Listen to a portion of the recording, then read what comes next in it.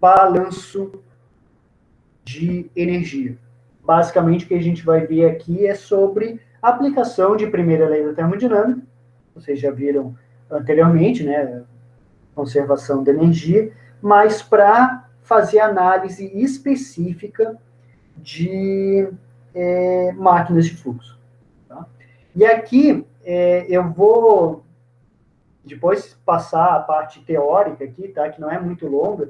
Depois eu vou fazer alguns exercícios. Eu separei 2 aqui, quero fazer os 2 na aula de hoje com vocês, para quem faz um tempo que viu a parte lá de fenômenos de transporte ou de termodinâmica, para relembrar um pouco sobre isso, porque a gente vai utilizar bastante desses conceitos aí na análise, pelo menos inicial, aí das máquinas de fluxo, tá? Fazer uma análise de primeira lei.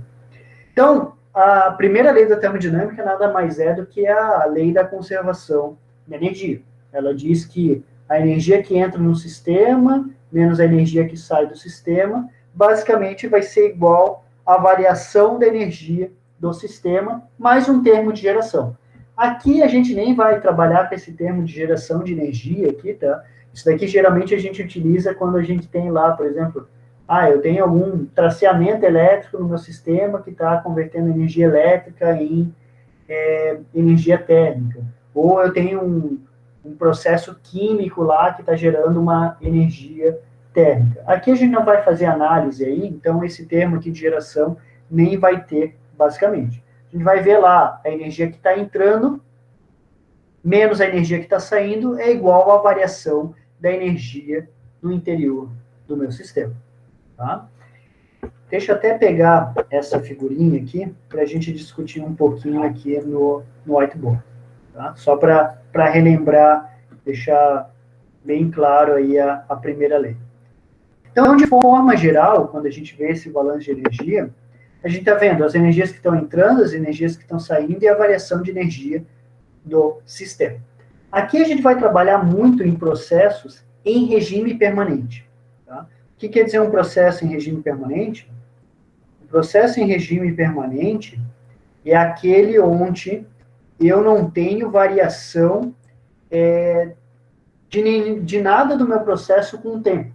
Tá? Então, o tempo aqui não é uma variável do meu sistema. Então, nada vai variar com o tempo. Se vocês olharem aqui, ó, eu tenho termos relacionados ao tempo aqui, que é basicamente os termos que vão representar como que a energia dentro do meu sistema está variando. Tá? Então, por exemplo, se eu tenho, vamos colocar dados aqui, tá? Imagina que eu tenho um sistema qualquer, poderia ser qualquer coisa aqui, tá? Pode ser uma turbina, pode ser um compressor, pode ser um reservatório. Vamos dizer que eu tenho uma entrada de energia aqui de 20 joules e uma saída de energia de 10 joules. Bom, se entra 20 e sai 10, quer dizer que eu tive uma variação no tempo da energia do meu sistema, né? Entrou 20, saiu 10, eu tive um aumento da energia aqui em 10 joules. Se eu tenho um problema em regime permanente, eu posso dizer que a energia que está entrando é igual à energia que está saindo, porque eu não vou ter variação da energia no interior do meu sistema. Então, para esse caso específico, em regime permanente, o que entra tem que ser igual ao que sai. Tá? Então, só vou apagar aqui. O que entra tem que ser igual ao que sai. A gente já tinha cancelado esse termo aqui de geração, tá? Daqui era zero, porque eu não tenho geração de energia. Então, a gente vê aqui, ó, que a energia que entra menos que sai é igual a zero. Ou em função de taxa, né? A taxa de energia que está entrando, por exemplo, 5 joules por segundo que está entrando, é igual a 5 joules por segundo que está saindo. Então, a energia que entra menos que sai é igual a zero. Então, basicamente, na primeira lei da termodinâmica, a gente sempre vai escrever isso daqui, ó. A energia que está entrando é igual à energia que está saindo. Tá? Vou colocar Alt aqui, para usar essa mesma nomenclatura. Essa é a análise em regime permanente. Primeira lei da termodinâmica em regime permanente. Beleza. Bom, a gente pode quantificar isso, tá? Contabilizando todas as formas de energia que vão poder entrar ou sair no volume de controle. Então, isso daqui é bem lá a parte de termodinâmica, tá? Eu posso quantificar essa energia analisando as energias que estão entrando tanto pela fronteira no meu sistema, quanto as energias transportadas pelo fluxo de massa. Então, por exemplo, pego esse sistema aqui genérico, tá? Eu tenho um sistema genérico, onde eu tenho uma taxa de fornecimento de calor para esse sistema, eu tenho uma geração de potência nesse sistema, então a potência está saindo, e eu tenho aqui uma entrada de energia com esse fluxo de massa aqui, e uma saída de energia com um fluxo de massa aqui em cima, tá? Não necessariamente a energia que está entrando aqui é igual o que está saindo. Só para a gente identificar, eu vou chamar isso daqui de, deixar escrito aqui, entrada, né? Já está aqui em menor, mas eu vou colocar aqui, ó, entrada e saída. Então, tem o fluxo de massa entrando aqui, fluxo de massa saindo aqui. Então, se a gente aplicar essa equação, que pode ser tanto na forma de taxa, quanto na forma de energia, tá? Taxa de energia ou na forma de energia, eu posso escrever o seguinte, ó, escrever na forma de taxa de energia. Posso escrever assim, ó. Aonde que eu tenho energia entrando aqui? Eu tenho calor entrando, então vou escrever essa taxa de calor, vou chamar de um Q minúsculo aqui, tá? A taxa de transferência de calor que está entrando, mais a energia sendo transportada por esse fluxo de massa que está entrando aqui. Esse fluxo de massa está transportando energia, eu tenho que contabilizar isso. Se eu tenho, por exemplo, água entrando a 20 graus Celsius ou a 50 graus Celsius, é bem diferente a energia que está sendo transportada. Então, eu tenho que contabilizar isso. Então, eu vou ter lá um fluxo de massa que está transportando uma parcela de energia. O que compõe essa energia sendo transportada por esse fluxo de massa? Basicamente, vão ter quatro parcelas, tá, que vão compor essa energia. A primeira é o que a gente chama de energia interna. É uma energia que está muito relacionada ao grau de agitação das moléculas do meu fluido. A representação mais clara da energia é a sua temperatura, né? Quanto maior é a temperatura de um determinado fluido, maior é a sua energia interna. Mas não é só a temperatura que influencia, tá? O estado do fluido influencia também. Então, se eu pego um estado líquido e um estado gasoso, o estado gasoso, de forma geral, tem uma energia interna maior do que o estado líquido, tá? Então, a energia interna, ela contabiliza essas energias, vamos dizer assim, microscópicas. Nível de agitação da molécula, o grau de aproximação ou afastamento entre as moléculas e até as energias de ligação entre os átomos da molécula, que é a energia química, né? Também fazem parte da energia interna, assim como a energia do núcleo do átomo, né? Então, a energia ali atômica, né, do próprio átomo, que a gente chama de energia nuclear, também está relacionado a essa energia interna. Tá? Então, a energia interna está relacionado ao grau ali de energia cinética potencial das moléculas, de forma geral. Eu vou ter também uma energia que está muito relacionado à pressão do fluido, tá? Isso daqui é o que a gente chama de energia de escoamento ou trabalho de escoamento, tá? Basicamente, é o trabalho que eu preciso fornecer para o fluido para empurrar o fluido para dentro do volume de controle ou para fora do volume de controle. É a energia devido à pressão do fluido, tá? Então, essa é a segunda parcela. Eu tenho uma outra parcela que está relacionada à velocidade macroscópica do fluido, né? Então, a velocidade do escoamento, que é a energia cinética, né? Eu vou escrever assim, V ao quadrado sobre 2. E eu tenho mais uma parcela que é relacionada à energia potencial. Tá? Que é mais a gravidade vezes uma cota Z, né? Uma altura. Então, essa daqui é a parcela relacionada à energia potencial. Então, tudo isso daqui compõe a energia que está entrando com esse fluxo de massa. Então, vou colocar aqui, ó, tá? Só para dizer que é entrada. Bom, a energia que entra tem que ser igual à energia que sai. Então, aonde eu tenho energia saindo aqui? Eu tenho uma potência sendo gerada, tá? Nesse esquema aqui, a gente está pegando uma forma bem geral.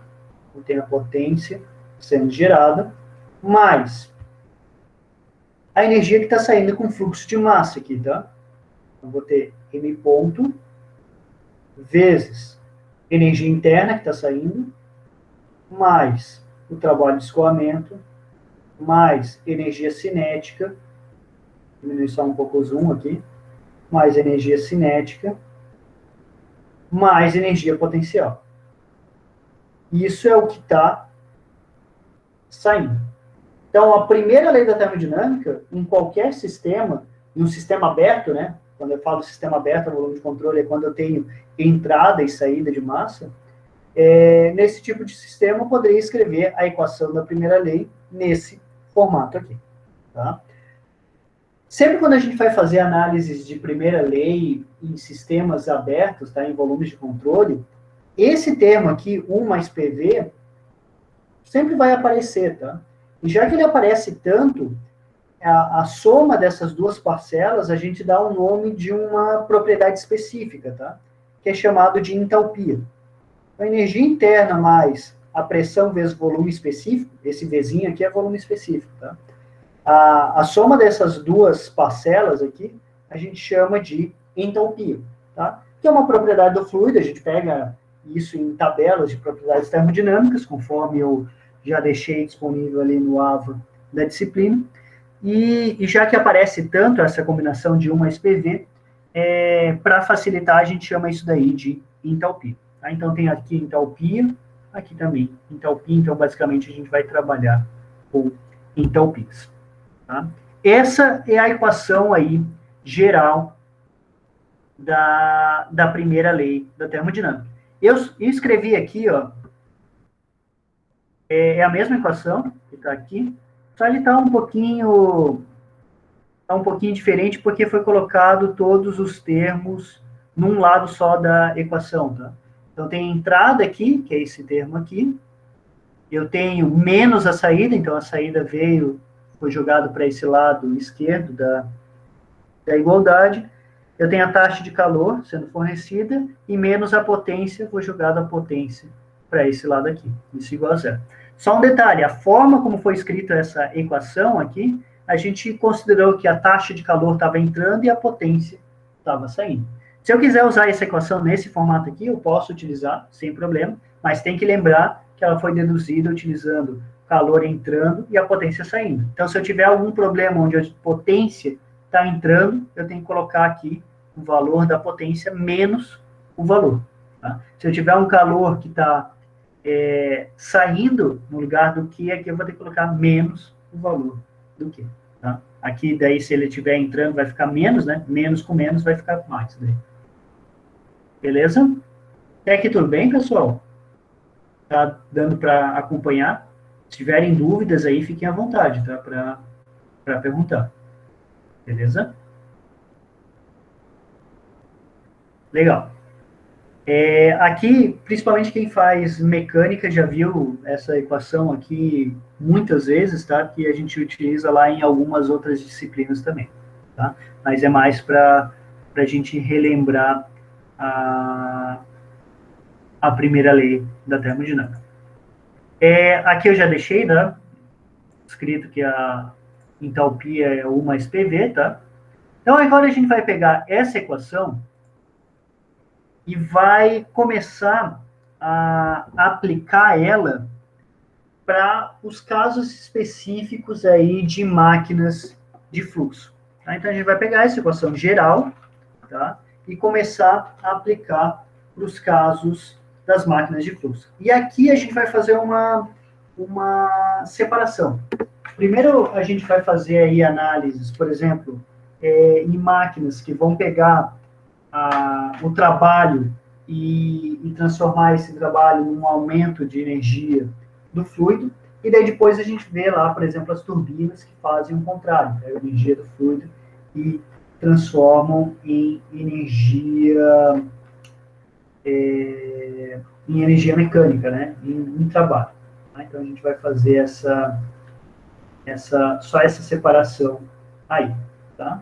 Então, começando aqui, ó, a gente poderia pegar aqui, vamos fazer uma análise inicial pegando uma bomba hidráulica, tá? Então, vou pegar aí uma bomba hidráulica para a gente fazer a análise. Eu já deixei aqui nos slides, mais ou menos, indicado o passo a passo aqui, mas eu vou fazer no whiteboard para ficar mais fácil de a gente discutir, tá? Depois a gente só vai pegando aqui os resultados para analisar. Então, só vou copiar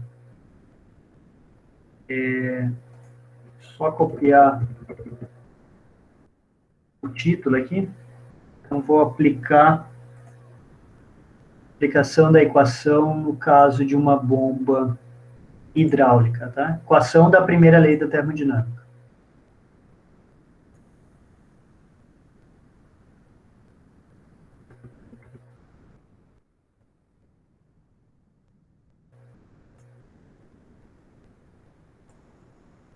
Então, geralmente quando a gente pega lá uma bomba centrífuga lá, eu vou fazer só um desenho esquemático aqui, né? Tem lá uma bomba, tá? Ela é colocada no sistema, vai entrar fluido aqui a uma pressão baixa, né? Vai sair fluido aqui a uma pressão mais alta. Aqui está a entrada. Entrada eu vou chamar aqui, deixa eu até ver a nomenclatura que eu usei aqui, eu chamei E e S, né? Vou usar a mesma nomenclatura. Então, tenho uma entrada aqui, entrada E, e uma saída aqui, S. Tá? O objetivo aqui é eu ter um consumo de potência, então vou ter que fornecer potência para essa bomba, né? Ela vai consumir potência, e basicamente o que eu quero é aumentar a energia do fluido. De forma ideal, tá? Eu não quero que uma bomba transfira energia térmica pela sua carcaça para o ambiente externo. Na prática, isso acontece. Na prática, a bomba começa a operar, ela começa a aquecer, e eu tenho uma troca de calor entre a carcaça e o ambiente externo. Mas, de forma ideal, uma situação idealizada, eu não gostaria que eu tivesse essa perda de calor, porque eu estou perdendo energia, né? Eu não estou transferindo energia para o fluido, uma parte eu estou perdendo para o ambiente externo. Então, idealmente, a gente considera que a bomba é um equipamento adiabático, certo? É um dispositivo adiabático. O que é um dispositivo adiabático? É um dispositivo onde eu não tenho troca de calor. Tá? Então, eu vou ter aqui um processo de compressão, de aumento de pressão adiabático. E, além disso, já que a gente vai fazer análises ideais aqui a gente está fazendo tudo análise ideal inicialmente, para ver, por exemplo, qual que seria a menor potência necessária para aumentar a pressão do fluido, ou qual que é a maior potência que eu poderia gerar lá numa turbina. Tá? Então, inicialmente, a gente está fazendo tudo análise ideal, tá? Numa situação ideal, eu tenho uma situação lá sem atrito, né? Então, consequentemente, eu teria lá, por exemplo, processos reversíveis, tá? Processos idealizados. Então, esse processo aqui, a gente pode falar que ele é um processo, estou falando ideal, tá? É um processo adiabático, ou seja, não tem troca de calor, né? E é um processo reversível, tá? Vamos deixar assim, ó. Vamos colocar aqui, ó, sem atrito. Tá? Um processo aí ideal, tá? Processo sem atrito. Se eu tenho um processo adiabático reversível, tá? Sem atrito, que é o que eu deixei aqui, tá? Eu posso afirmar que esse meu processo é um processo isentrópico. Só para relembrar aqui, tá? A gente vai utilizar só essa equação só para fazer a dedução, mas depois a gente não vai utilizar ela. Mas a segunda lei da termodinâmica, que é a lei que trata lá sobre as irreversibilidades, ela tem uma equação lá, que é isso daqui, ó. Variação de entropia sempre é maior ou igual a troca de calor sobre uma temperatura de fronteira do sistema. Tá? Se eu pegar e isolar esse del Q aqui, eu posso escrever assim, ó, del Q é menor ou igual a ds. Tá? Eu tenho isso daqui. Se eu tenho um problema idealizado, sem nenhuma reversibilidade, tá? Sem nenhuma irreversibilidade, é um problema ideal, eu posso tirar essa desigualdade e escrever isso daqui, ó. Troca de calor é igual a TdS. Isso daqui é para um processo ideal. Se eu tiver alguma situação adiabática, um processo adiabático, esse termo aqui, ó, é zero, né? Ou seja, para uma temperatura finita, né? Eu sempre vou ter uma temperatura finita, não vou ter a temperatura zero. Eu afirmo que para um processo adiabático,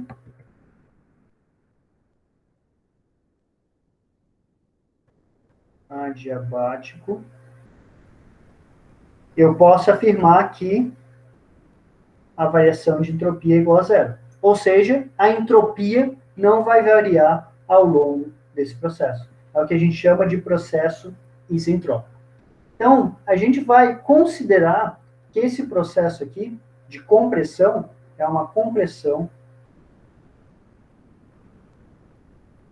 isentrópica.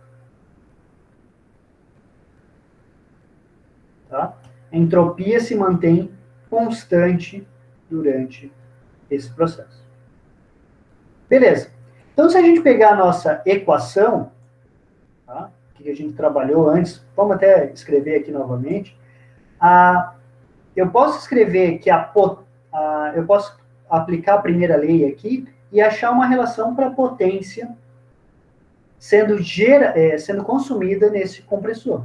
Então, posso falar o seguinte, ó, que a potência, tá, vamos escrever aqui, ó, a potência que está entrando, mais a energia que está entrando nessa tubulação aqui de entrada, que é M ponto, vezes a entalpia de entrada, velocidade de entrada ao quadrado sobre 2, mais G, Z de entrada, é igual à energia que está saindo. Só está saindo energia com esse fluxo de massa aqui na saída. M ponto, H de saída, mais velocidade de saída ao quadrado sobre 2, mais a gravidade vezes a cota Z de saída. Consequentemente, a potência vai ser igual, vou escrever assim, ó, M ponto, H de saída menos H de entrada, mais velocidade de saída ao quadrado menos velocidade de entrada ao quadrado sobre 2, mais a gravidade Z de saída menos Z de entrada. Essa daqui seria a potência consumida pelo compressor. Tá? Essa é a potência consumida pelo compressor. Essa equação, nesse formato aqui, ela tem unidade de potência, né? Então, isso daqui tem unidade de quilowatts, ou watts, tá? Então, isso daqui tem unidade aí de... Vou colocar quilowatts, porque geralmente é a unidade que a gente usa, que é a mesma coisa que kilojoule por segundo, né? Beleza. Se eu pegasse essa equação aqui e dividisse ela pelo fluxo de massa, então vou pegar a equação e dividir ela pelo fluxo de massa. Então vai ficar assim, ó, potência sobre fluxo de massa Isso daqui, ó, potência sobre fluxo de massa, a gente chama de trabalho específico, é um W minúsculo aqui, tá? Trabalho específico, vai ser igual a entalpia que está saindo, menos a entalpia que está entrando, mais a variação aqui da energia cinética, né, por unidade de massa, mais a variação da energia potencial. Tá? Se trabalho específico aqui, ou qualquer termo dessa equação aqui, tem a unidade de quilojoule, e é chamado específico porque é por unidade de massa, tá? É quilojoule por quilograma, tá? Unidade de entalpia, quilojoule por quilograma, esse trabalho específico, vou até deixar escrito aqui, ó. Aqui é o que a gente chama de trabalho específico.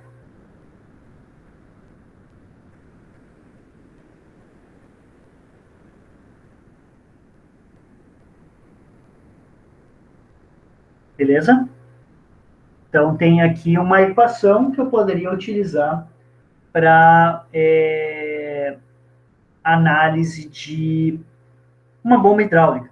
Na realidade, essa equação que eu mostrei aqui, eu posso utilizar tanto para uma bomba hidráulica quanto qualquer equipamento que está consumindo potência. Claro, fazendo essa consideração, né? A gente está vendo um processo ideal, processo sem atrito, e adiabático. Tá? Então, poderia escrever a minha equação com base nisso daqui. Tá? Se eu quiser calcular o trabalho específico, ou até mesmo a potência, né? Tem que saber o fluxo de massa. Eu tenho que saber qual que é a variação de entalpia, e para saber a variação de entalpia, ou informações de entalpia, a gente vai ter que utilizar bastante de tabelas de propriedades termodinâmicas, tá?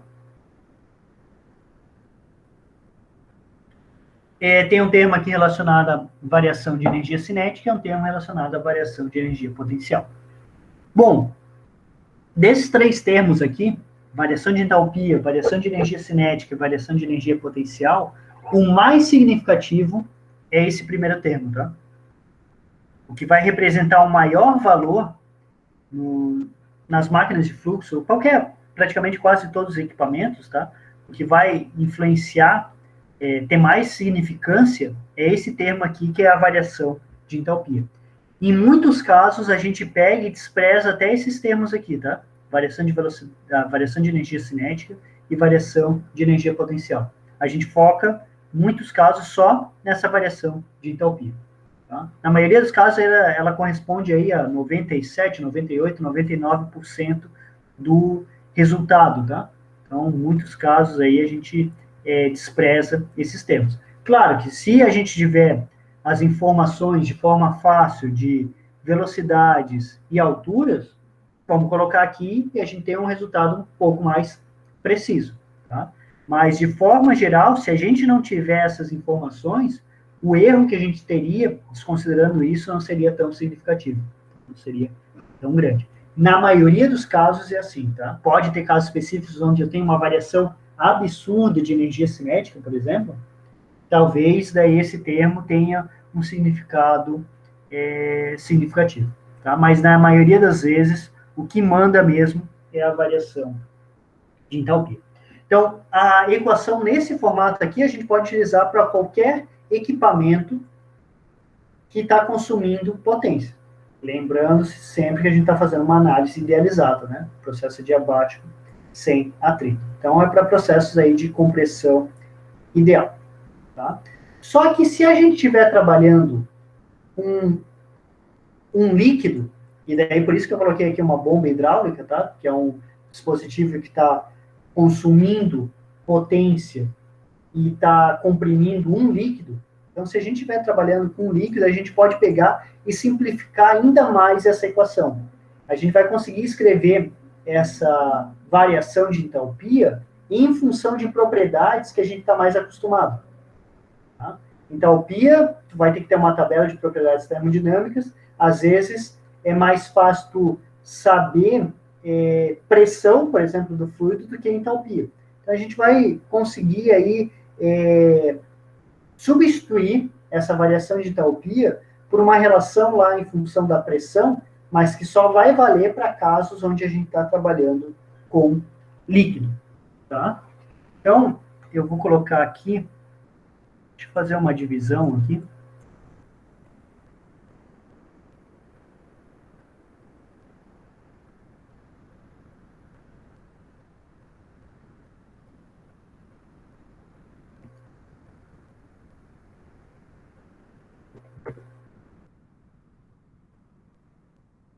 Para a gente continuar aqui no lado.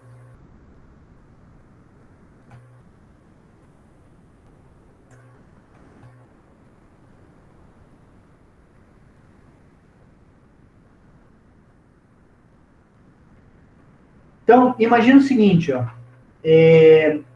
Eu vou pegar aquela equação que a gente deduziu, eu vou mudar um pouquinho ali, utilizar algumas relações que a gente vê na termodinâmica, para reescrever ela em função, em vez de trabalhar com aquela variação de entalpia, eu quero uma relação lá em função da pressão, tá? Então, eu vou utilizar algumas equações que a gente vê lá na termodinâmica, tá? Só para fazer essa manipulação aí da equação.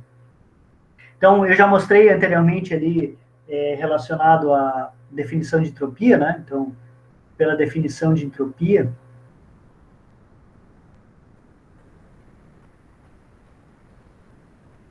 a gente viu que para um caso ideal, que é o que a gente está vendo aqui, o del Q é igual a T ds, né? A gente viu isso daqui, tá? Pela definição de entropia. Eu vou utilizar também a primeira lei da termodinâmica,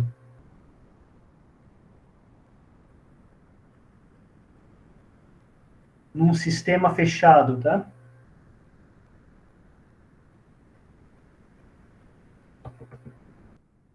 Um sistema fechado. Provavelmente vocês já viram a equação desse formato aqui, ó.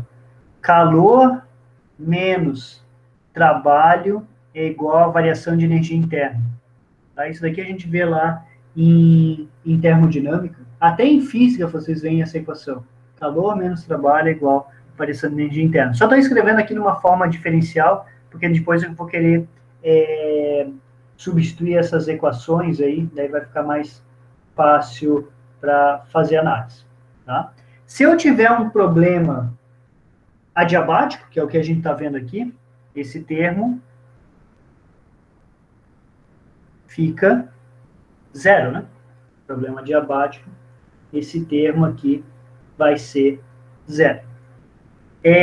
Além disso, se vocês lembrarem lá da primeira lei da termodinâmica, quando a gente vai avaliar trabalho em um sistema fechado, a gente escreve o trabalho é igual a integral de PDV, né? Do trabalho dentro de um sistema fechado. Então, aqui eu vou escrever também, no lado aqui, trabalho é igual a PDV. Tá? Estou pegando várias relações lá da termodinâmica para a gente fazer uma dedução. Tá? Então, de forma geral, a gente poderia escrever o seguinte. Antes de cortar esse termo aqui, eu só vou fazer o seguinte, ó. Eu vou deixar a parte completa aqui.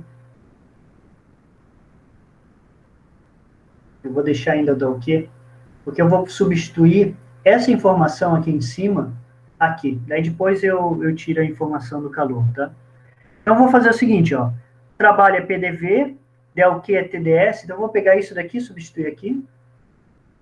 TDS menos PDV é igual a DU. Tá?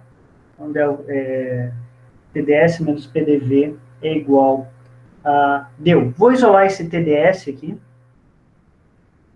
Então, vai ficar DU mais PDV. E TV. Tá? E vou deixar separado essa relação aqui. Vou usar depois, tá? Deixo separado essa relação aqui. Vou utilizar outra relação agora. Eu falei para vocês que entalpia é igual energia interna mais pressão vezes volume. Certo? Bom, se eu pegar, já que eu estou trabalhando tudo com diferencial aqui, se eu pegar essa equação e derivar, eu teria o seguinte, ó. Aqui eu teria dH, du, e aqui eu teria uma derivada de um produto, né?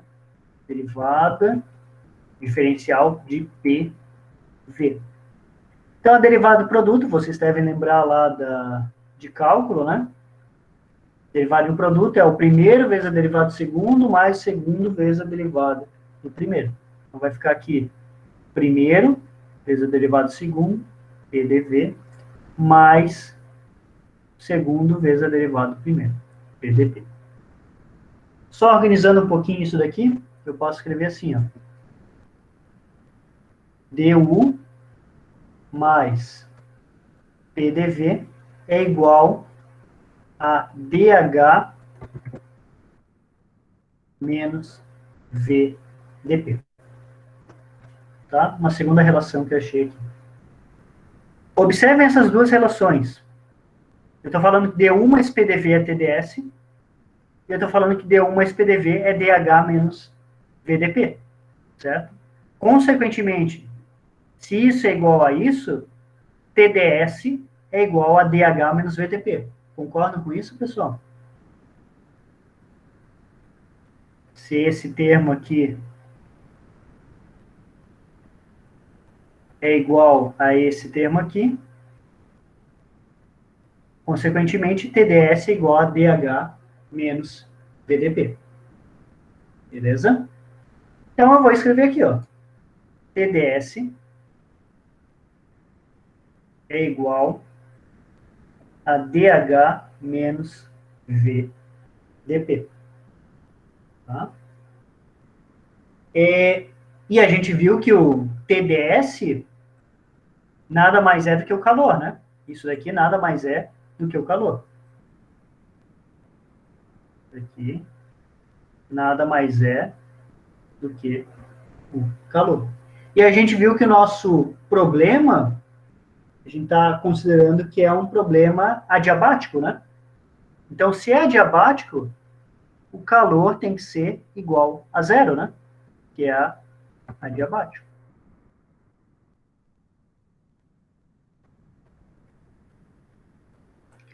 Consequentemente, eu digo que dH menos VDP é igual a zero, ou seja, dH é igual a VDP.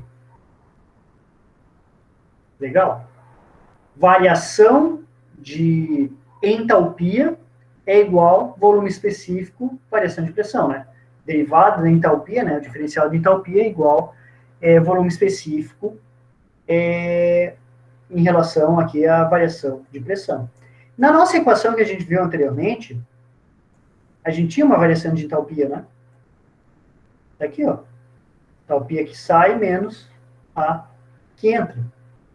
Então, eu poderia fazer o seguinte, ó. Eu poderia pegar essa informação e tentar substituir aqui. Em vez de escrever variação de entalpia, fazer alguma coisa relacionada com variação de pressão. Então, basicamente, eu poderia pegar essa minha equação aqui, tá? Vou reescrever ela aqui, tá? Trabalho específico, que é a entalpia de saída menos a entalpia de entrada, mais velocidade de saída ao quadrado menos velocidade de entrada ao quadrado sobre 2, mais GZS menos ZE. Eu poderia pegar essa informação aqui e utilizar ela aqui. Como que eu faço isso? Eu posso pegar e integrar isso daqui, né? Integro entre a entrada e a saída.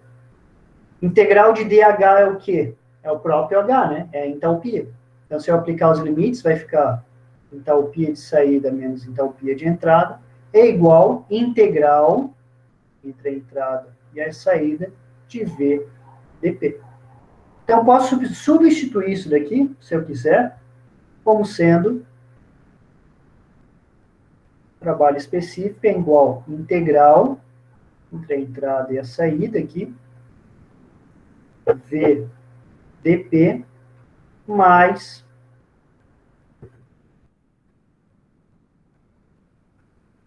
Vs ao quadrado menos VE ao quadrado sobre 2 mais G ZS menos Z. Beleza, cheguei nessa relação aqui. Agora a gente vai utilizar aquela informação que a gente viu anteriormente, né? A gente viu que para um líquido, o líquido a gente considera como um fluido incompressível, né? O líquido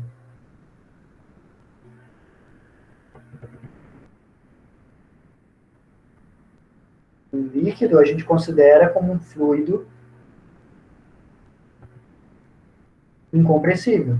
O que quer dizer um fluido incompressível, pessoal?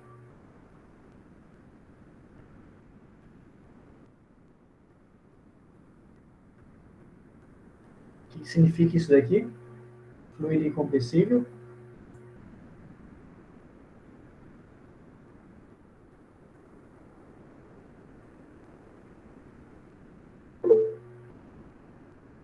Eu não tenho variação de volume específico, né? A massa específica, o volume específico é constante. Então, eu posso dizer que para um fluido incompressível, volume específico ou massa específica, né? Um é o inverso do outro, né? É constante. Se lembrem disso daqui, né? Massa específica nada mais é do que 1 sobre volume específico. Tá? Então, se eu tiver um fluido incompressível, tanto massa específica quanto volume específico são constantes. Se eu tiver um volume específico constante, esse volume específico pode sair para fora da integral. Consequentemente, meu trabalho específico vai ser o volume específico, que é uma constante, integral de dp, que nada mais é do que a pressão. Né? Integral de dp é a própria pressão. Aplicando os limites de integração, vai ficar pressão de saída menos pressão de entrada. Então, vai ser volume específico vezes a variação de pressão, mais velocidade de saída ao quadrado, menos velocidade de entrada ao quadrado, sobre 2, mais G ZS menos Z.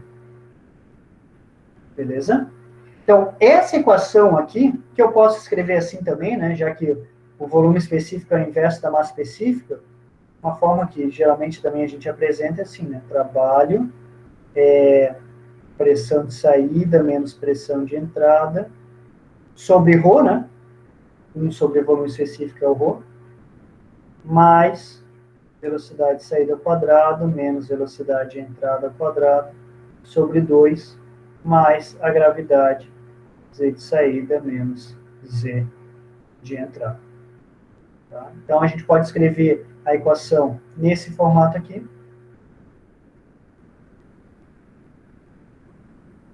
Que vai representar aí o caso do trabalho para um fluido incompressível, né? Tomem cuidado, a gente só pode fazer essa retirada do volume específico da integral se ela for constante. O volume específico só é constante se eu estiver trabalhando com fluido incompressível. Então, isso daqui ó, só vale para fluido incompressível, tá?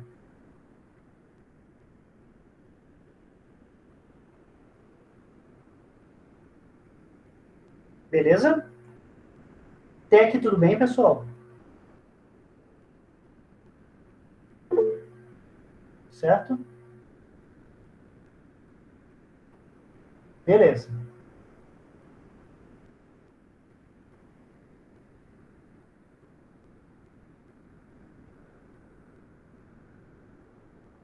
Então, depois dessa dedução, tá? Aqui eu mostro a dedução aqui, tá? Mas eu já fiz com vocês ali. A gente chegou nessa equação aqui. Então, no caso de lá de uma bomba hidráulica. De forma geral, então, a gente pode escrever o seguinte, ó. Para um caso de uma bomba, um compressor, ou qualquer equipamento que está consumindo trabalho, eu posso escrever minha equação nesse formato aqui, né? Variação de entalpia, mais variação de energia cinética, mais variação de energia potencial para calcular o trabalho específico consumido pelo equipamento. Se eu considerar as variações, desconsiderar as variações de energia cinética e potencial, fica só a variação de entalpia. É esse termo aqui. Se eu tiver um fluido incompressível, eu não preciso calcular a variação de entalpia. Eu posso escrever, em vez da variação de entalpia, como sendo a variação de pressão sobre a massa específica. E daí aqui fica o meu critério, né? Se eu quero considerar os termos de variação de energia cinética e potencial para ter um valor mais preciso, ou se eu quero desprezar essas variações de energia cinética e potencial. Então, eu posso pegar e cortar esses dois termos. Tá? Só tomem cuidado na hora de selecionar uma das equações, que se vocês tiverem um caso, por exemplo, eu estou fazendo uma análise lá de um compressor de ar, tá? Um compressor de ar. Ar não é... Se eu tenho um compressor, eu já estou trabalhando com um gás, né? Se eu estiver trabalhando com gás, já não posso utilizar essa equação aqui. Tá? Porque um gás eu tenho variação de massa específica. Então, eu vou ter que utilizar a equação nesse formato aqui. Se eu estiver trabalhando com líquido e o fluido está sempre no estado líquido, não tem mudança de fase, daí eu vou poder utilizar essa equação aqui. Então, se eu estiver trabalhando com gás, eu não posso utilizar ela, mas se eu estiver trabalhando com líquido, daí eu poderia utilizar. Beleza? Bom, a gente pode deduzir equações também para o outro caso, tá?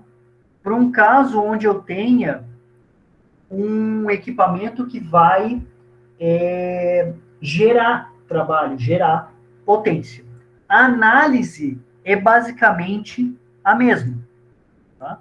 Vou até iniciar aqui, não vou fazer toda a discussão novamente, tá? Mas só iniciar para a gente discutir um pouquinho. A análise vai ser análoga, tá? Se eu tiver um equipamento aí que está gerando potência, por exemplo, uma turbina, né? Uma turbina hidráulica, vamos dizer, ou uma turbina, uma turbina eólica, qualquer outro dispositivo aí, tá? Qualquer componente aí, dispositivo que está gerando potência. Então, se eu quiser saber lá, por exemplo, no caso de uma turbina a vapor poderia ser também, tá? Tem uma turbina a gás ou a vapor, eu teria alguma coisa assim, ó. Eu tenho lá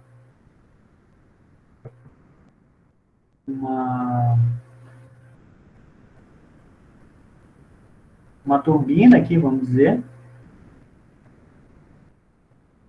Está entrando um fluido aqui, está saindo fluido aqui, tá? Vamos dizer que aqui é a entrada, e aqui é a saída. E daí, com base, à medida que o fluido está escoando aqui, eu estou gerando potência. Então, está saindo uma potência aqui. Beleza? Se a gente for aplicar as mesmas considerações que a gente fez antes, então, considerar calor, né? Sem troca de calor, seja adiabático, e um processo sem atrito, né? Basicamente, quando a gente for aplicar aqui a primeira lei, a gente teria o seguinte, ó, a energia que está entrando aqui, mais a potência, M ponto, a energia que está entrando é entalpia que está entrando, mais velocidade que está entrando ao quadrado sobre 2, mais Gz que está entrando, mais a potência é igual a m ponto, a entalpia que está saindo, mais a velocidade que está saindo ao quadrado sobre 2, mais Gz que está saindo. Consequentemente, a potência vai ser m ponto, que multiplica entalpia que está entrando menos que está saindo, mais velocidade que está entrando menos que está saindo, né, as velocidades ao quadrado, a variação da energia cinética, mais a variação de energia potencial, que entra menos do que sai. E, consequentemente, se a gente pegar e dividir tudo pelo m ponto, né, potência sobre m ponto, que é o trabalho específico, no caso, que está sendo gerado, ele vai ficar a entalpia que entra menos a entalpia que sai, mais velocidade que entra menos velocidade que sai, isso daqui é o quadrado, né, sobre 2, mais o termo relacionado à variação de energia potencial. Aqui é um S, tá?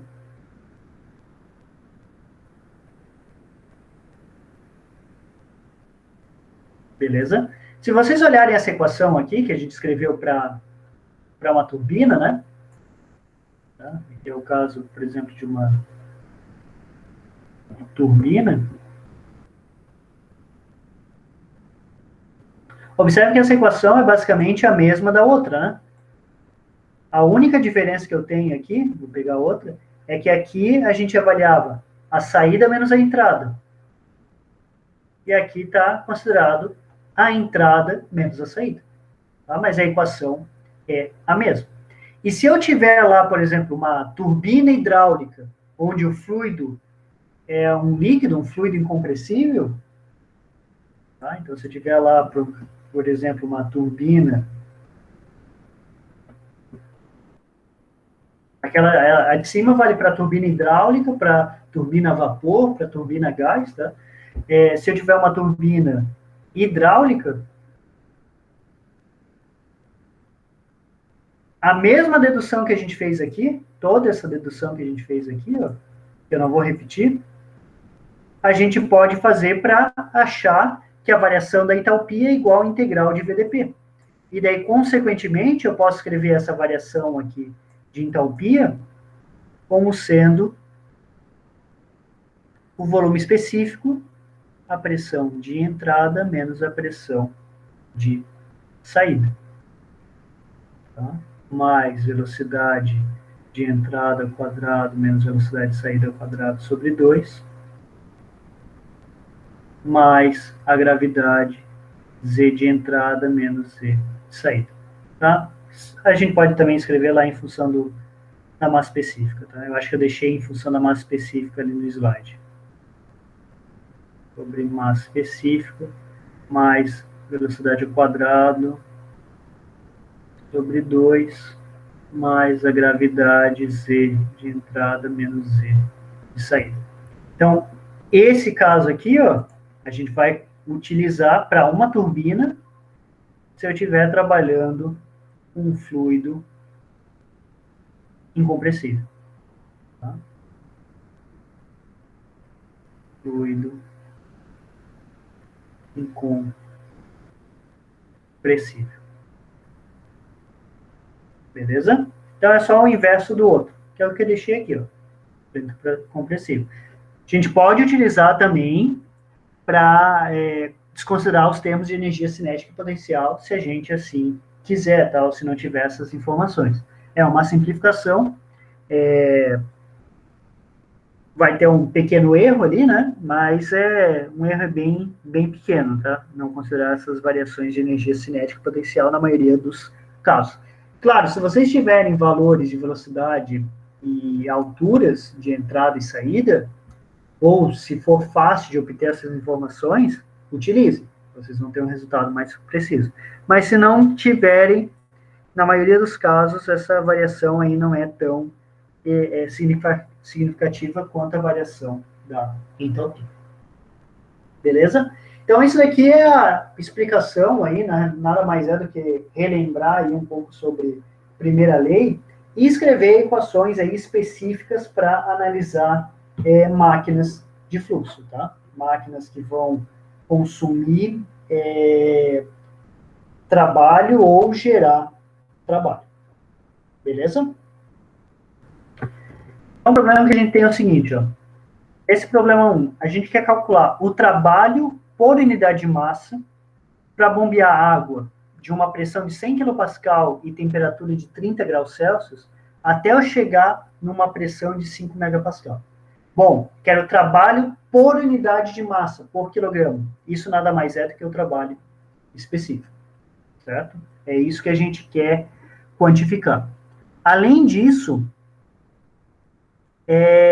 eu estou aqui num problema de bombeamento de água, né? Então, eu estou trabalhando com uma bomba, né?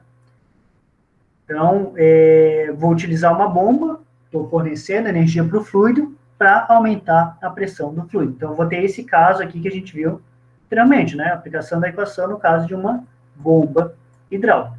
Tá? Então, eu tenho uma bomba, vou representar ela aqui.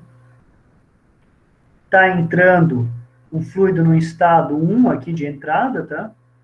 Está saindo no estado 2, aqui na saída. Na entrada, a pressão é 100 kPa.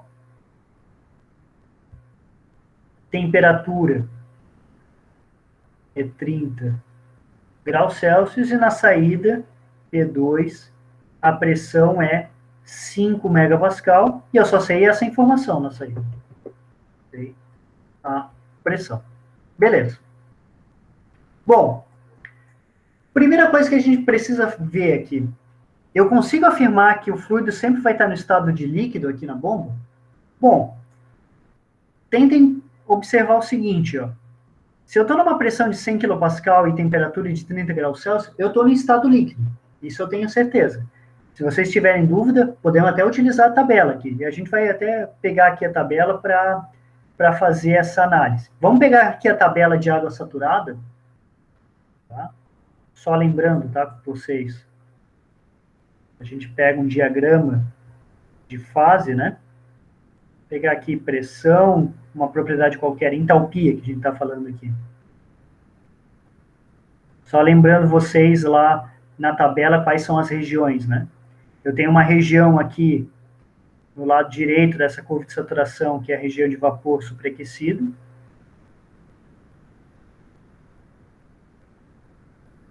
Tá? Tem uma região dentro dessa curva de saturação, que é a região de mistura saturada. Eu vou ter aqui líquido e vapor. E eu vou ter uma região aqui, onde eu só tenho líquido, né? Que a gente chama de região de líquido comprimido.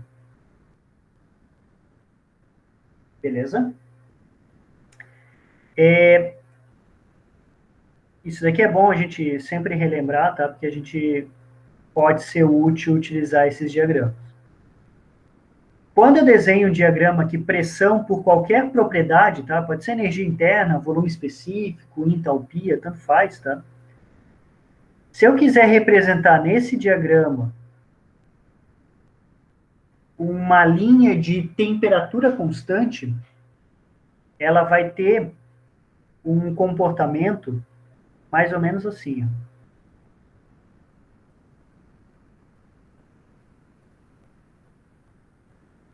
Tá? Isso daqui é uma linha de temperatura constante.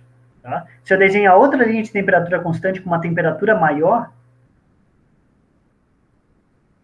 teria o mesmo comportamento, tá? Mas ela está um pouco mais acima.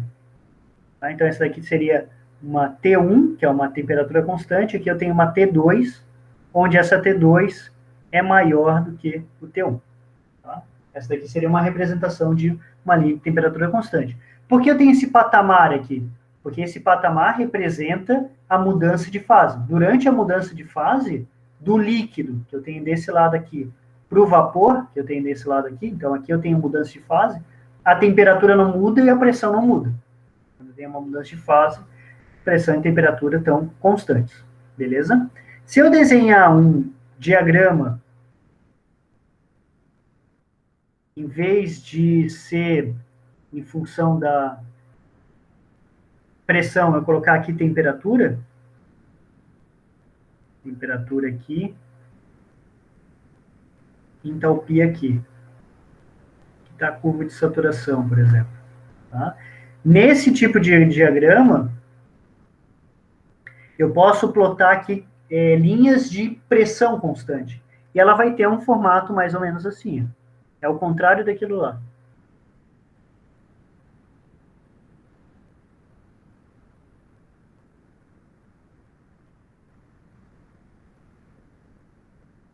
Tá? Então, aqui está uma pressão P1 constante. Se eu quiser colocar uma outra linha de pressão constante,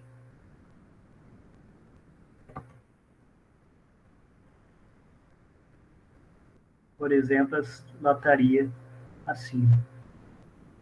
Aqui eu teria outra pressão que seria maior do que a pressão P1. Beleza? Bom, dito isso, tá? Só para vocês se lembrarem aqui desses gráficos, né? Dito isso, vamos ver aqui, ó. Se eu tivesse, por exemplo, a pressão de 100 kPa, tá? Vamos pegar aqui, ó. Pressão de 100 kPa na região de saturação, tá? Então, vou aqui na tabela, só lembrando, né? Nessas tabelas, uma das tabelas, a primeira coluna é temperatura e a segunda é pressão. Na outra tabela, também de água saturada, a primeira coluna é pressão, a segunda é temperatura. Então, vamos pegar aqui, ó, pressão de 100 kPa. Tá? Aqui está a pressão.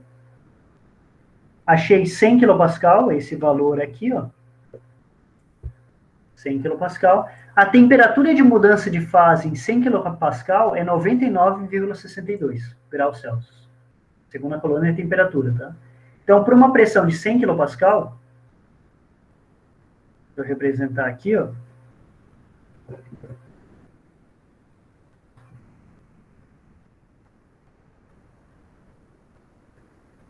Fazer um gráfico aqui de temperatura e entalpia.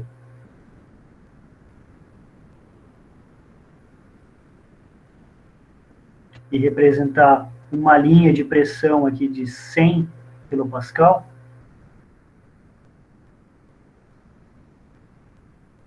Pressão igual a 100 kPa. A temperatura de mudança de fase, ou seja, a temperatura desse patamar aqui, vai ser a temperatura aqui vai ser 99,62, que a gente viu na tabela. 99,62 graus Celsius. Desse patamar aqui, tá? Vou até apagar o T aqui. Já está dizendo. Essa é a temperatura de mudança de fase. A gente tem ali uma pressão de 30 graus Celsius. Ou seja, eu estou abaixo dessa linha horizontal aqui, né, de 99,62. E eu estou na pressão de 100 kPa, então eu tenho que estar em cima dessa linha vermelha. Consequentemente, eu vou estar... Aqui outra cor. Eu vou estar em cima dessa linha vermelha numa temperatura menor. Por exemplo, aqui, ó. Tá? Onde eu vou estar aqui a uma temperatura... Não está em escala isso, tá? Mas, por exemplo, a 30 graus Celsius. Tá? Então, eu estou na região de líquido comprimido. Beleza? Então, eu sei que eu estou no estado líquido. Tá? Pelos valores aqui, a gente consegue perceber, a gente tem ideia, né? Pô, 100 kPa é próximo de 1 atm, né? 30 graus, a água vai estar no estado líquido.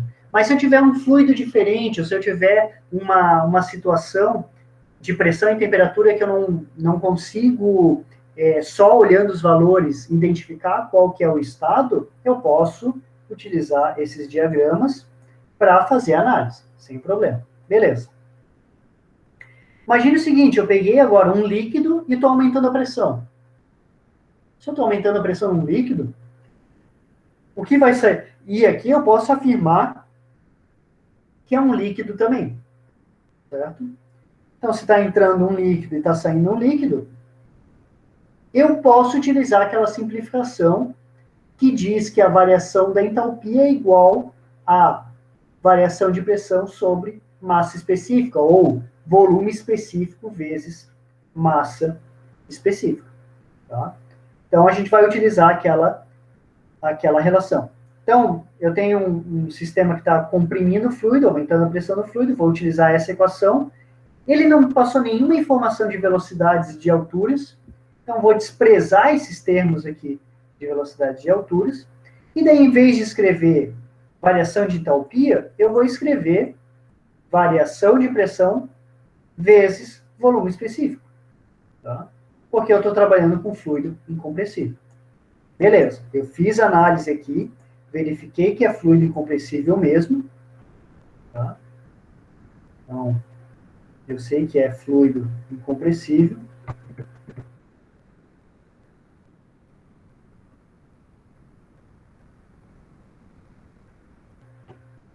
Então, vou escrever que o trabalho vai ser o volume específico, tá? Vamos dizer que é do ponto 1, porque no ponto 1 eu sei pressão e temperatura, né? Então eu posso pegar a informação de volume específico, eu tenho duas propriedades, consigo pegar, né?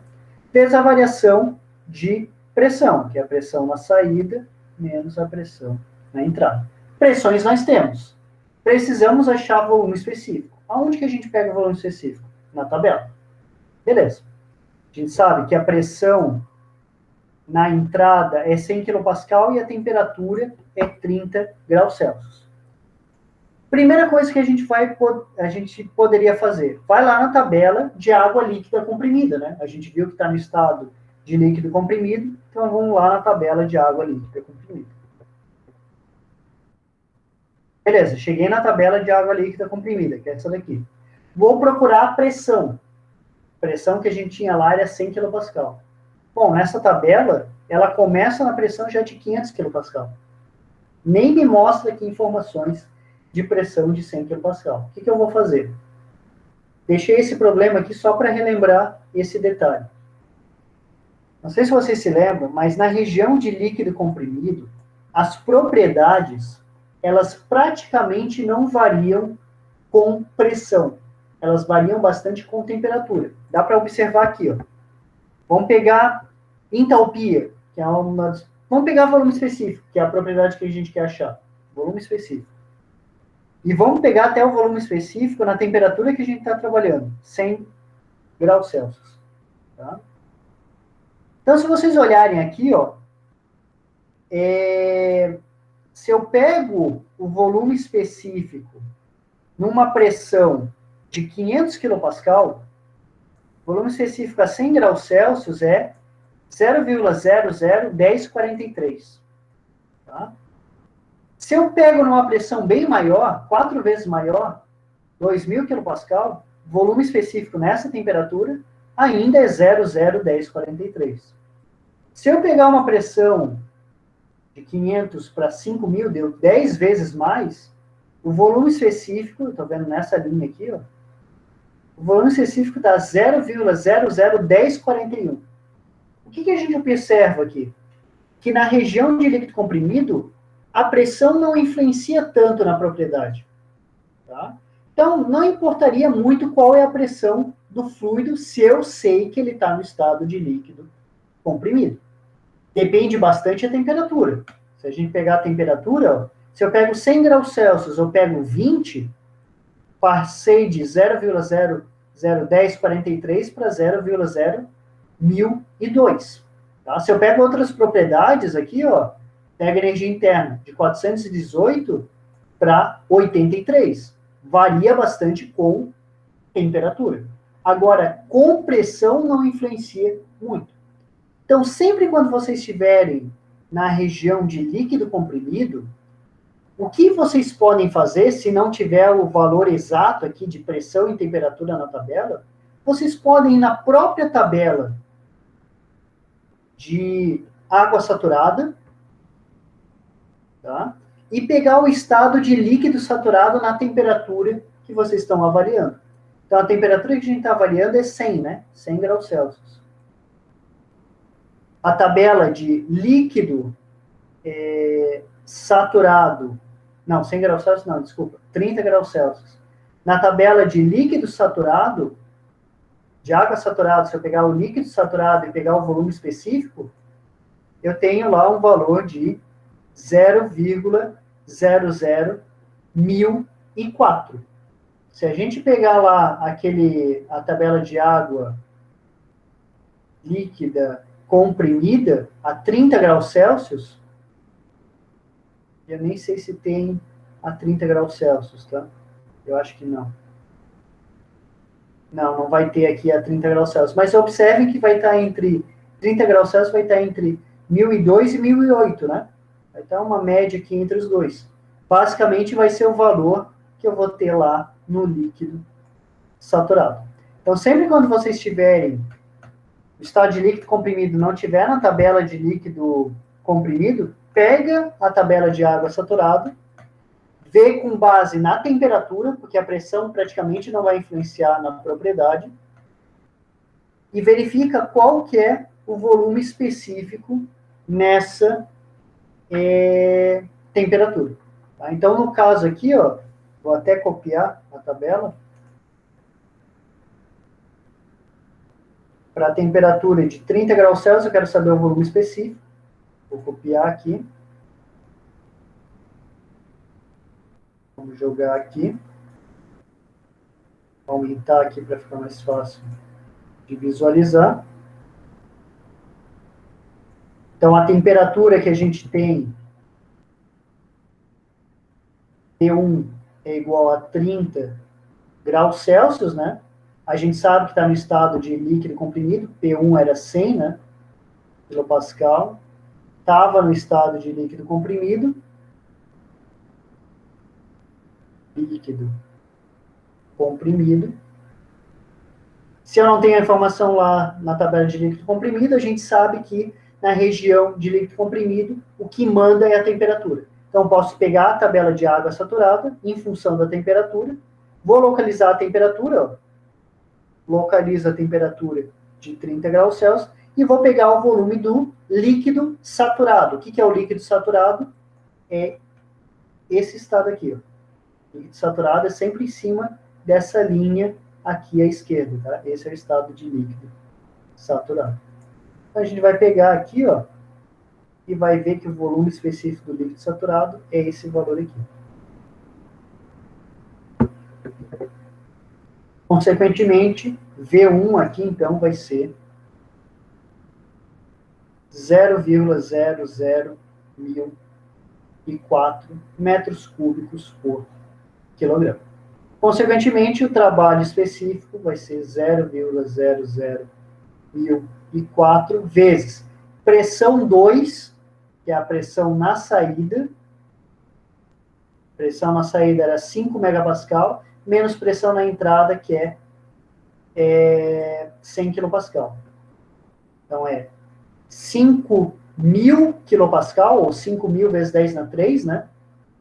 Menos 100 vezes 10 na 3. Aqui eu estou escrevendo em pascal, tá? Então, isso daqui vai dar, se a gente fizer esse cálculo, a gente vai achar aqui um valor de 4.919,6 joule por quilograma. Ou seja, isso daqui é aproximadamente 4,92 kJ por quilograma. Beleza? Então, isso daí seria o primeiro problema. Tá? Eu me estendi aqui um pouquinho só para relembrar aí os diagramas, tá? De propriedades termodinâmicas e utilização da tabela. Dúvidas aqui, pessoal, nesse primeiro problema?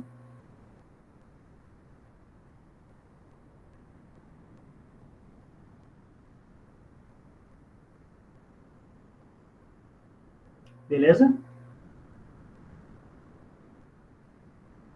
Legal. Vamos para o segundo problema.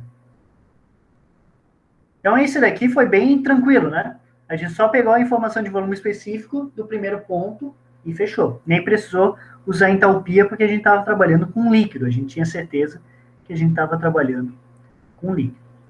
Vamos pegar agora o segundo problema.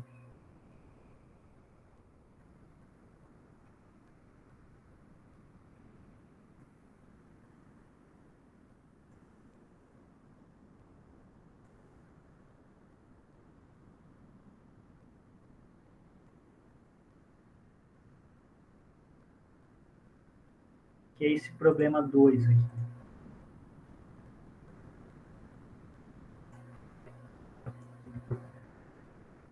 Então, no segundo problema, eu tenho o seguinte, ó.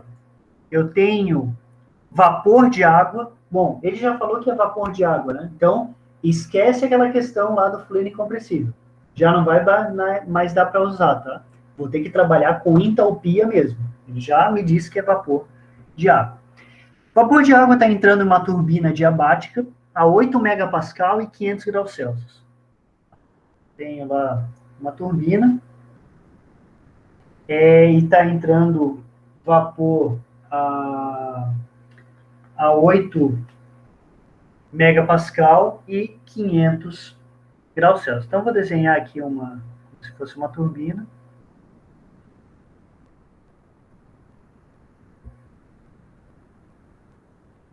Está entrando aqui, está saindo aqui, está gerando lá uma certa potência.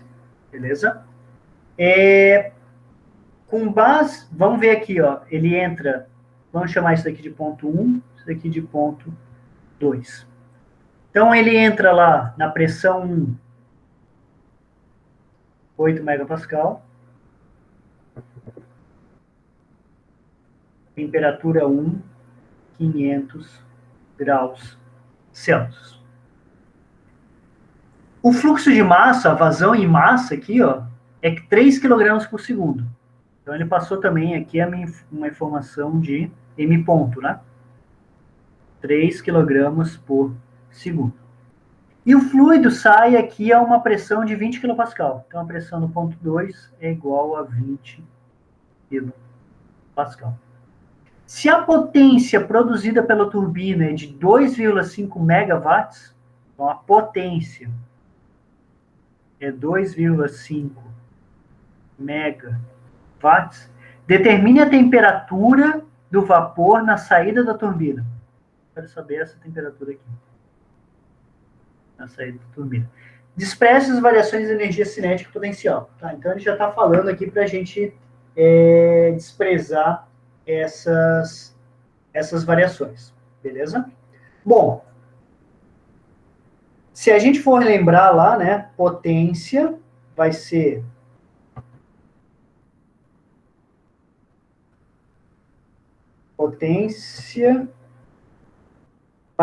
o fluxo de massa vezes variação de entalpia, né?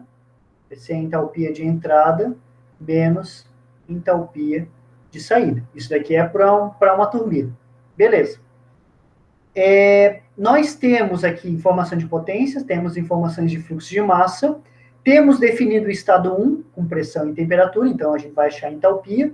Com essa equação, a gente vai achar a entalpia do ponto 2, certo? Então, essa equação aqui vai nos permitir calcular a entalpia do ponto 2. A gente vai escrever assim, ó, que entalpia do ponto 1 menos entalpia do ponto 2 é a potência sobre fluxo de massa e daí isolar a entalpia do ponto 2. Beleza. Então, para resolver o problema aqui, primeiro a gente acha a entalpia do ponto 2, para daí, depois, com informação de entalpia e pressão, a gente vai saber qual que é a temperatura do fluido lá no ponto 2. Beleza. Ele disse lá no enunciado que eu estou numa pressão de 8 megapascal e uma temperatura de 500 graus Celsius, e ele falou que eu estou no estado de vapor, eu tenho vapor de água, né? Ele não precisava falar, ele poderia dizer, eu tenho água, daí tu não saberia se é no estado líquido ou de vapor, mas com as propriedades consegue achar qual que é o estado. Vamos fazer uma análise aqui, ó. Tenho pressão de 8 megapascal. Vou pegar a pressão na tabela de água saturada. Pressão de 8 megapascal, que é 8.000 quilopascal. Vamos ver se eu acho aqui. 8.000 quilopascal, ó. Temperatura de mudança de fase é 295,06. Essa é a temperatura de mudança de fase em 8.000 quilopascal. Eu estou numa temperatura maior do que a temperatura de mudança de fase. Consequentemente, eu tenho que estar no estado de vapor superaquecido. Né? Concordam com isso? Eu estou numa temperatura acima da temperatura de mudança de fase, eu estou no estado de vapor superaquecido. Então, eu já vou lá direto na tabela de vapor superaquecido. Vamos procurar pressão de 8.000 quilopascal. Então, 8.000 quilopascal eu acho aqui, ó. Pressão de 8.000 quilopascal. Tá? Vou até copiar essa tabela.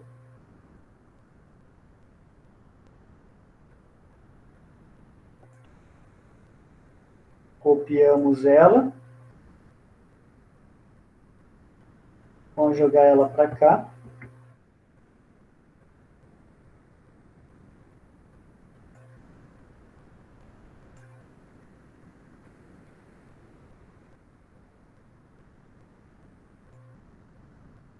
Então, eu tenho lá uma pressão de 8.000 quilopascal, que é o que está representado aqui. E eu tenho uma temperatura de 500 graus Celsius, que é o que está representado nessa linha aqui. Certo? Deixa eu só colocar uma linha para destacar o 500 graus Celsius.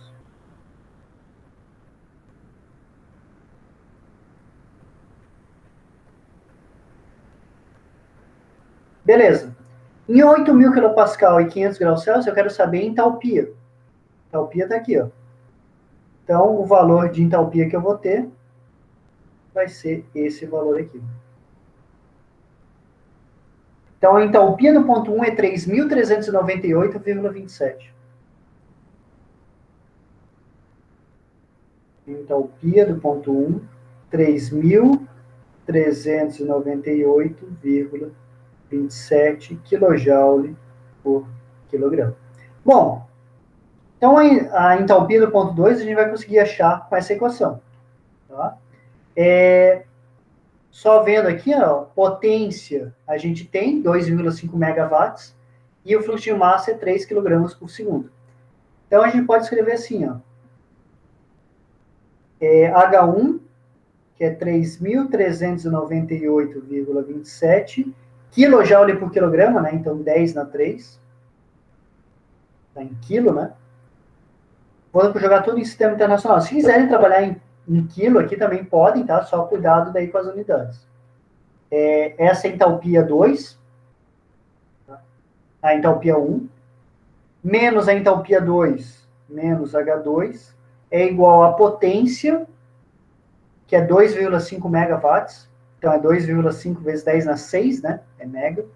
2,5 vezes 10 na 6, sobre o fluxo de massa, que era 3, né? Então, o H2, ele vai ser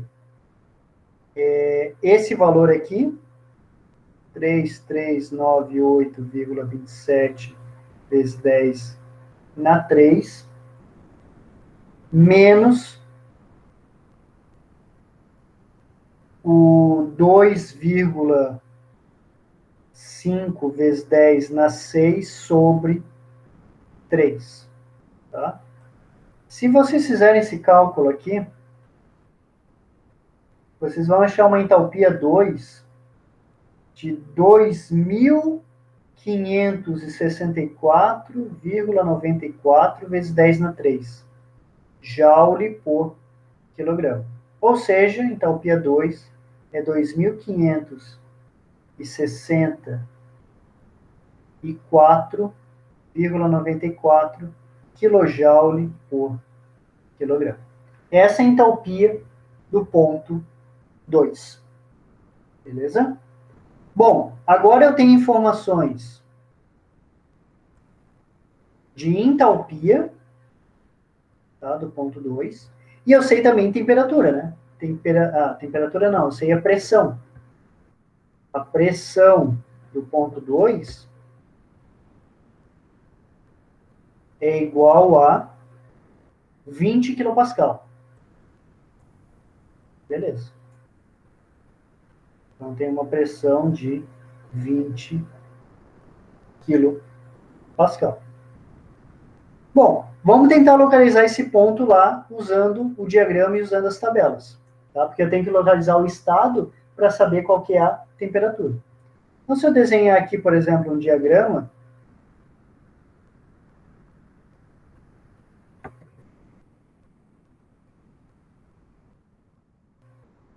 por exemplo, pressão, que é a informação que eu tenho, por entalpia, aqui o diagrama, tá? Eu tenho uma linha aqui de, de pressão constante, né? Vou colocar uma linha de pressão constante aqui.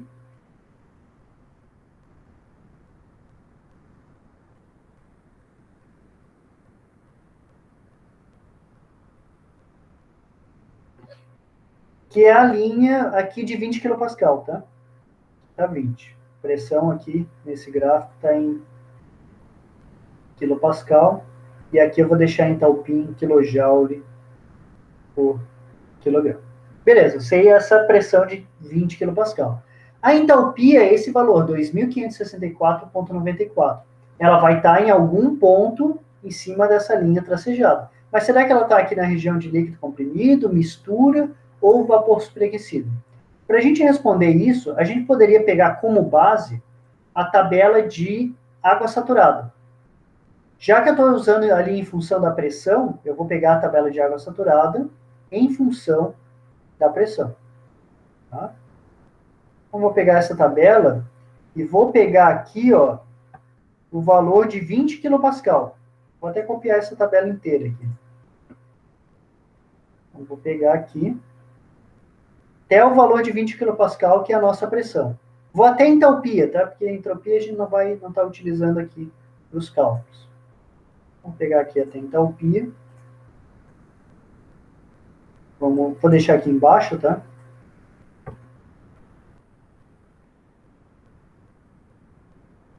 Deixa aqui no lado.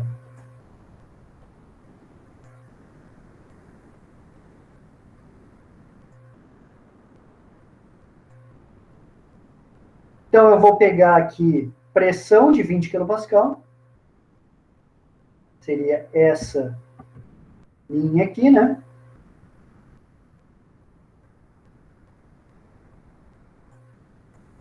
Pressão de 20 kPa, que é o valor que eu tenho. E o que vocês podem observar aqui, quando vocês olharem entalpia, é que aqui vocês vão ter as informações da entalpia do líquido saturado e do vapor saturado. Tá? Essa informação é bem interessante, porque se tu pegar aqui do líquido saturado, vai ver que tem um valor de 251,38 kJ por quilograma. Se a gente for representar nesse diagrama aonde está o ponto de líquido saturado, ele vai estar aqui, ó. Esse é o líquido saturado, em cima dessa linha aqui à esquerda. Isso é o estado de líquido saturado. Então, aqui eu vou ter um valor de 251,38. Vou deixar aqui, ó. 251,38. Esse outro estado aqui é o estado do vapor saturado, que eu tenho um valor de 2.609,70. 2.609,70. Tá? Beleza. Então, eu já sei essas duas informações. Agora, eu vou lá e pego a informação da entalpia do ponto 2, que é a informação que eu tenho do ponto 2. Deu 2.564,94. Bom, esse valor está entre esses dois valores. Então, meu ponto 2, por exemplo, ele estaria, sei lá, aqui. Aqui está o meu ponto 2. Está nessa linha de pressão e entre esses pontos. Consequentemente, eu estou na região de mistura, de água saturada, que é essa tabela aqui. Consequentemente, a minha temperatura vai ser esse valor aqui. Ó. Então, a temperatura do ponto 2 tem que ser igual a 60,06 graus Celsius. Tá? Se por acaso eu tivesse, eu estou com uma entalpia de 2.800, bom, eu estaria num ponto à direita desse daqui, eu estaria na região de vapor superaquecido. Daí o que eu teria que fazer? Eu teria que ir lá na tabela de vapor superaquecido, lá na tabela de vapor superaquecido, vou pesquisar a pressão, tá? A minha pressão, vou ter que achar lá a pressão, e daí nessa pressão eu vou ter que achar a entalpia. Deu 2.800 lá. Vamos dizer que qual que era a pressão que eu tinha? Era 20, né? Aqui eu não tenho, eu teria que até fazer uma interpolação entre colunas para construir aqui uma coluna para 20 kPa. E daí na entalpia eu teria que ir lá e procurar os 2.800, por exemplo. Achei o 2.800, eu acharia a temperatura. Provavelmente teria que interpolar aqui para achar o valor de temperatura.